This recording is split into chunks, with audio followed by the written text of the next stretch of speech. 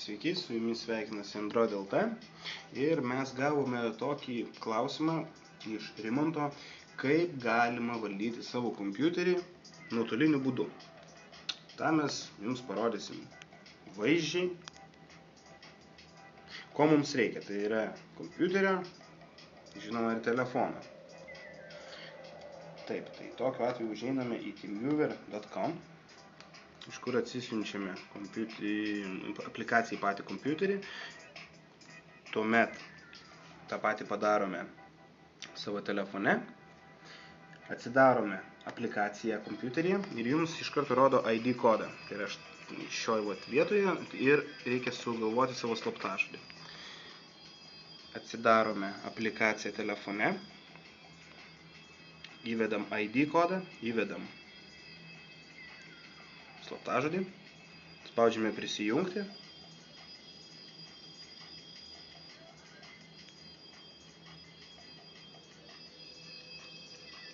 Kągi, kompiuteryje matome, kad kažkas jungiasi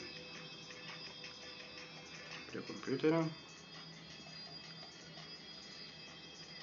Ir jau galime naudotis aplikaciją. Ko mums reikia, tai tiesiog interneto, nesvarbu, ar tai bus mobilus internetas, wirelessas, visiškai nesvarbu. Pradžiai šiek tiek ilgiau krauna, dažniausiai, tačiau paskui viskas susitvarko ir veikia tikrai puikiai. Atlikti galime iš tikrųjų visas užduotis, kurių tik tai mums reikia. Viską tą patį, ką kompiuterė. Tas pats jis netgi veiktų ir prie užrakinto kompiuterio. Vat kaip pavyzdys mes galim naršyti po patį kompiuterį. Darom, pavyzdžiui. Tarkime, atsidarom šiek tiek, kaip matau, stabdą. Atsidarom, tarkim, Google Chrome. Visą tai, ką aš jums rodžiau, pavyzdžiui, užeikime į Facebooką ar į kitą kokią svetainę. Štai mes jau esam Facebook'e, galime naršyti netgi taip, scrollinti. Galime suvesti klaviatūrą, tarkim, Delfi.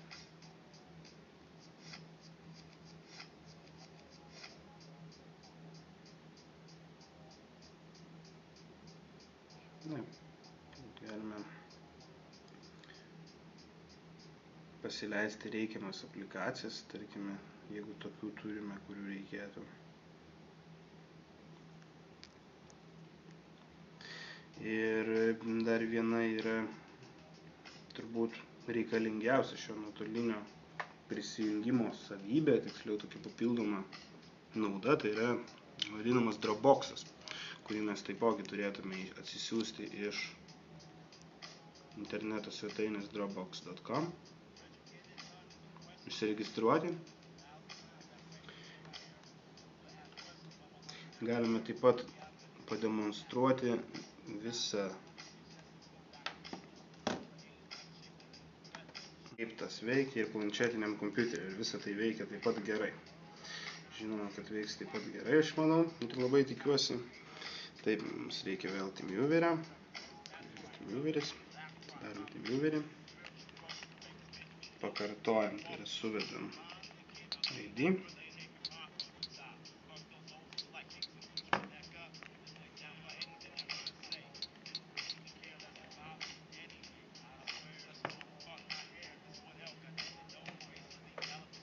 Taip, jungiamės.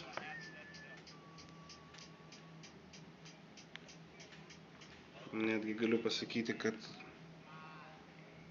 naudotis TeamVieweriu yra daug patogiau dideliame ekrane.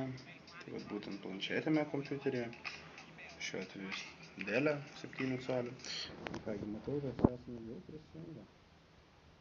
Taigi, apie Dropbox'ą. Tarkime, jūs išvažiuojate ir paliekat labai svarbų dokumentą, tarkime, kažkur namie ir nepasiėmėte jo su savimi.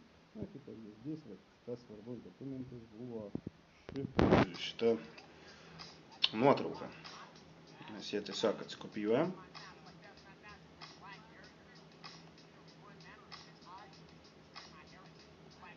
Ir įsikeliame į savo Dropbox'o folderį.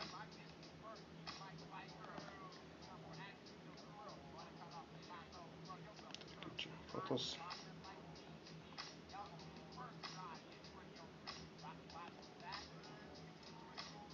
Taigi, mes įsikėlėme.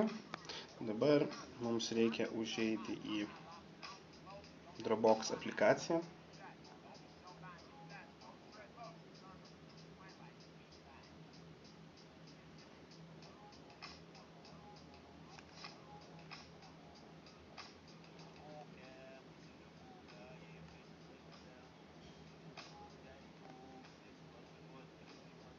Štai. Minėta nuotrauka. Ta patį galite daryti su bet kokiu failu. Dropbox'as leidžia visiškai nemokamai turėti 2 GB virtualią duomenų saugyklą. Tai tiek trumpai apie TeamViewerį bei Dropbox'ą. Sėkmės naudojant.